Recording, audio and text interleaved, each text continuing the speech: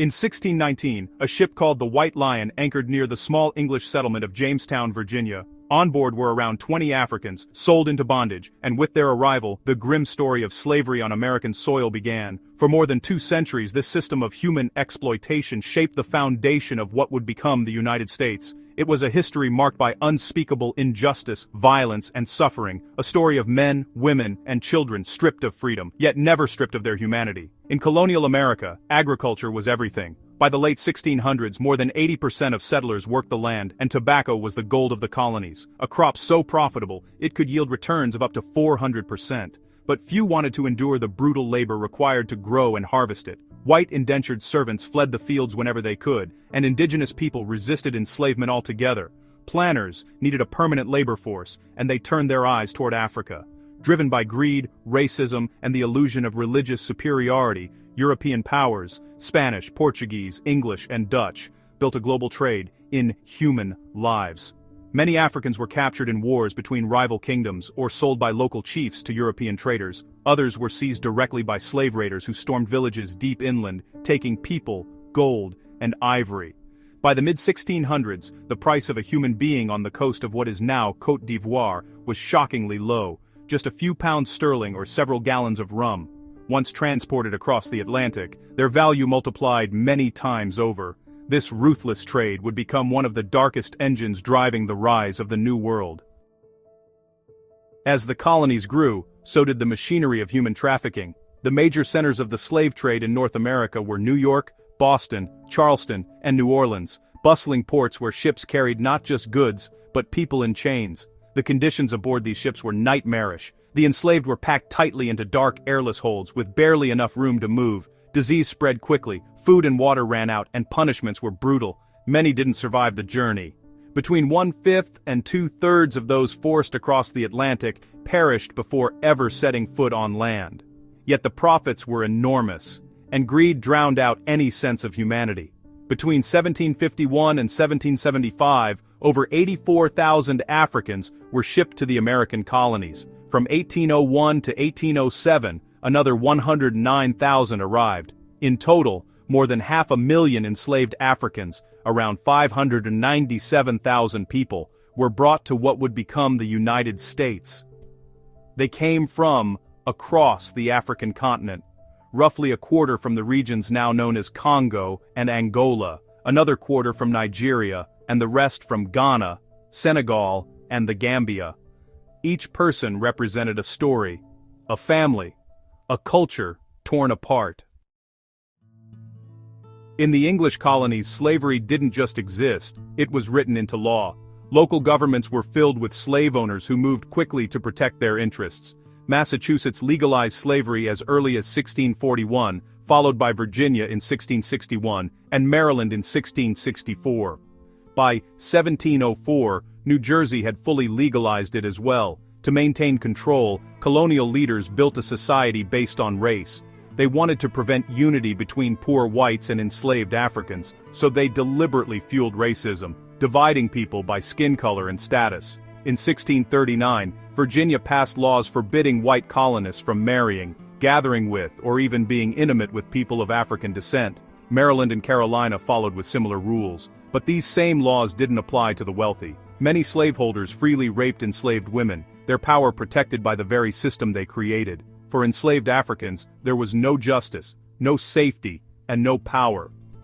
Colonial laws gave masters complete authority, including the right to whip, torture, and even kill their slaves without consequence. Movement was strictly controlled. In Virginia, a black person seen outside after 9 p.m. could be executed on sight. Punishments were barbaric and often extended to families, children mutilated for their parents' supposed crimes, fingers and ears severed as warnings to others. This was the brutal foundation on which an entire economy and a nation was built. In the English colonies, enslaved Africans were treated not as human beings but as property, tools that could be used, traded, or discarded. To their owners, they were a means to build wealth, nothing more. In the southern colonies, where cotton and tobacco ruled the economy, enslaved people toiled endlessly under the blazing sun.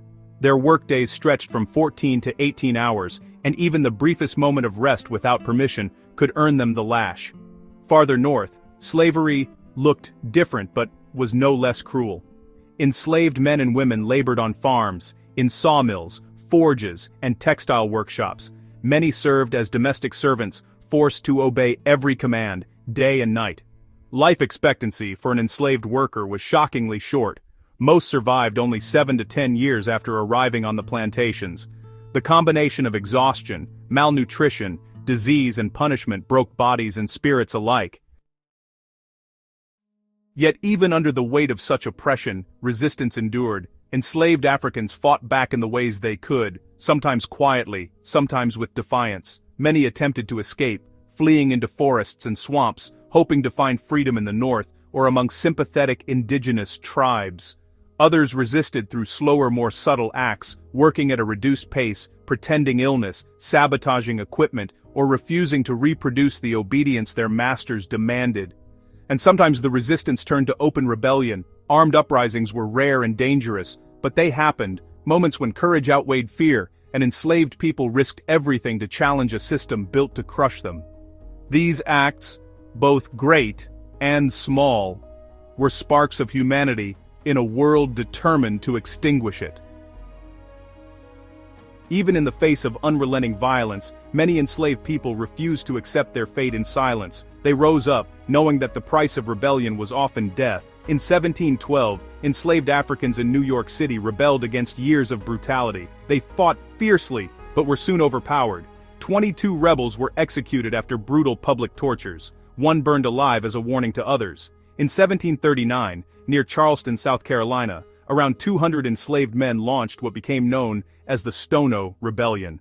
Armed with stolen weapons, they attacked plantations, killed several slaveholders, and tried to march south toward Spanish Florida, where freedom was promised, but they never made it. The colonial militia intercepted them, and most were killed in the fighting. Only a few years later, in 1741, paranoia gripped New York again. After a series of mysterious fires, more than 100 Africans were accused without solid evidence. 34 were tortured and executed, while 84 more were sold to the West Indies in chains. The most famous and violent revolt came in 1831, when a preacher named Nat Turner led an uprising in Virginia. Turner and his followers struck back against the system that had enslaved them, killing more than 60 white people, including women and children of slave-owning families. The rebellion was crushed within days, and Turner was captured and executed. In the aftermath, more than 160 enslaved people were killed, many of them innocent, as white militias sought revenge. Despite their courage, these rebellions were brutally suppressed, but their message could not be erased. They showed the world that enslaved people were not passive victims, but fighters desperate for freedom.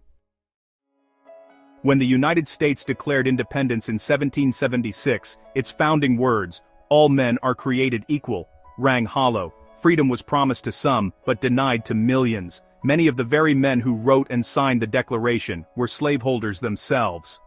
George Washington, the nation's first president, owned 84 enslaved Africans. James Madison, the fourth president, once admitted in a letter that each slave earned him about $240 a year. Profit built entirely on the labor of human beings who had none of their own. The new nation was born proclaiming liberty, while shackled by slavery.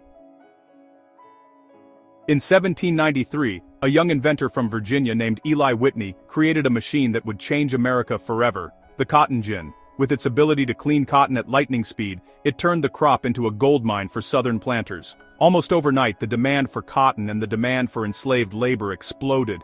What could have been an invention to ease labor instead became the engine that strengthened slavery's grip. The cotton industry boomed, fortunes were made, and the South grew even more determined to defend the institution that made it rich. Meanwhile, the North was changing. The Industrial Revolution was transforming cities, factories, and the economy itself. Machines now required workers who could think, learn, and adapt, something enslaved people were deliberately denied the chance to do. Illiterate and stripped of autonomy, they didn't fit into this new industrial model. So, slowly, the northern states began to turn away from slavery. Vermont was the first to ban it, in 1770. Pennsylvania followed in 1780, then Massachusetts and New Hampshire in 1783. Connecticut and Rhode Island ended it in 1784, and by 1799, New York had finally outlawed slavery as well. Freedom was spreading, but only in part of the country. As the North moved toward progress, the South dug in its heels. In the early 1800s, Southern lawmakers passed new restrictions designed to tighten control and keep enslaved people powerless. Education became a threat. Teaching black people to read or write was banned across much of the South. Missouri made it illegal in 1819. Georgia followed in 1829. Between 1832 and 1834, Alabama, Louisiana, Virginia, and both Carolinas enacted the same cruel laws. Knowledge, after all, was dangerous to those who ruled by ignorance. The growing tension between free and slave states threatened to tear the young nation apart. To keep the fragile balance, Congress struck a deal in 1820, the Missouri Compromise. Under the agreement, Missouri entered the Union as a slave state, while Maine entered as free. Going forward, any new state formed north of the 36th parallel, west of the Mississippi River, would be free territory. Those to the south could permit slavery. It was meant to preserve peace, but instead, it drew a line across the nation, a literal and moral boundary, dividing America into two worlds that could not coexist forever. By 1850, the United States stood on the edge of moral collapse. That year, Congress passed the Fugitive Slave Act, a law that forced every American, even those in free northern states, to aid in capturing runaway slaves. This law gave terrifying power to slave owners and their allies. Under its terms, the word of any white man was enough to brand a black person a fugitive. No proof was needed, no questions asked. As a result, the kidnapping of free African Americans became a booming business. One of its most tragic victims was Solomon Northup, a free black man from New York. Lured south under false pretenses, he was kidnapped, sold into bondage, and spent 12 long years enslaved in Louisiana before finally regaining his freedom. His memoir, 12 Years a Slave, would later reveal to the world the true horror of American slavery, not as an abstraction, but as lived reality.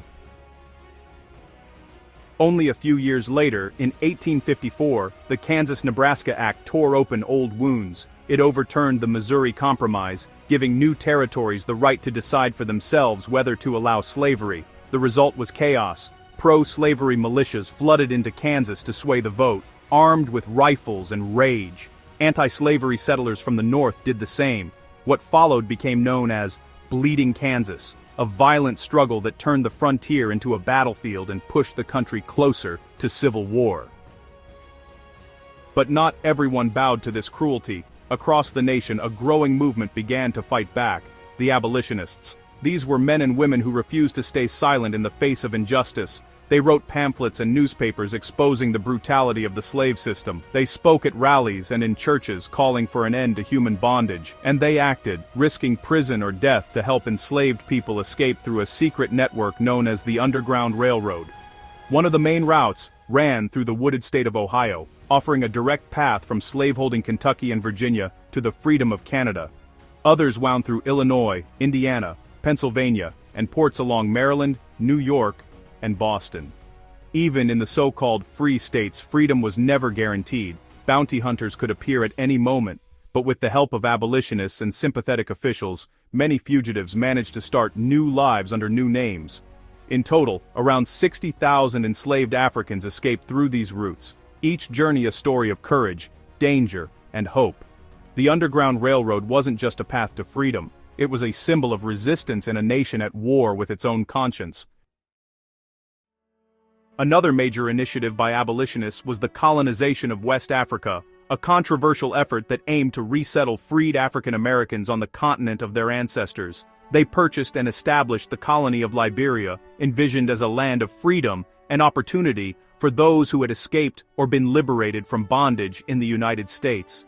Over time, roughly 17,000 former African Americans made the difficult journey across the Atlantic to this new nation. While some viewed Liberia as a symbol of hope and rebirth, others saw it as an attempt to remove freed blacks from America rather than grant them equality at home. Still, the colony became a living testament to the enduring will of people seeking freedom on their own terms.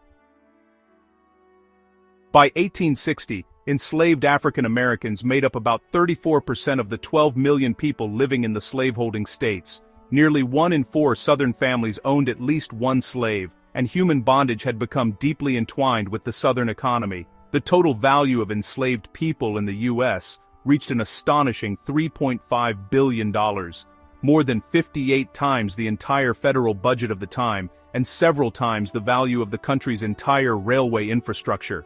This immense economic reliance on slavery made its abolition not just a moral struggle, but a political and financial battle that would soon tear the nation apart. The election of Abraham Lincoln in 1860 marked a turning point in American history. Lincoln, a firm opponent of slavery's expansion, became a symbol of change and a threat to the Southern way of life. His victory ignited fury across the slaveholding states, and, soon after, 11 Southern states, including South Carolina, North Carolina, Texas, Tennessee, Alabama, Mississippi, Louisiana, Florida, Georgia, Arkansas, and Virginia, seceded from the Union to form the Confederate States of America. Tensions reached their breaking point when Confederate forces attacked Fort Sumter, triggering the American Civil War in 1861. The brutal conflict would rage for 5 long years, pitting North against South, freedom against bondage. Throughout the war, over 200,000 black soldiers fought courageously for the Union Army, many of them former slaves who risked everything to fight for their own liberation. Lincoln, along with much of the Northern population, recognized not only the moral evil of slavery, but also its economic stagnation, holding back national progress. In 1862, Lincoln issued the Emancipation Proclamation, declaring freedom for enslaved people in all territories under Union control. This monumental act shifted the war's purpose, transforming it into a fight for human freedom. Finally, in 1865, after the Union's hard-fought victory, the abolition of slavery was permanently secured, marking a new chapter in the nation's long and painful journey toward justice. In 1865, the 13th Amendment to the United States Constitution was ratified, officially abolishing all forms of slavery and involuntary servitude across the nation. This marked the legal and moral end of an institution that had cast a dark shadow over America for more than 2 centuries. The story of slavery in America began in the early 17th century, when enslaved Africans were brought primarily from the West African coast to the English colonies. From that moment on, millions were denied the most basic human rights: freedom, marriage, education, and self-determination. They lived entirely at the mercy of their masters, who ruled through fear, violence, and punishment. The forced labor of enslaved Africans fueled the prosperity of cotton and tobacco plantations, generating immense wealth for slaveholders while hindering industrial progress and standing in stark opposition to the moral ideals of liberty and equality. For more than 3 centuries, enslaved people endured unimaginable cruelty, their lives defined by exploitation and suffering. Yet, through perseverance, rebellion, and the tireless fight for justice, freedom was finally achieved. The victory of Lincoln and the Union forces in the Civil War, followed by the 13th Amendment, brought an end to one of the darkest chapters in human history, and opened the door to a long, ongoing struggle for true equality. But that is a story for next time.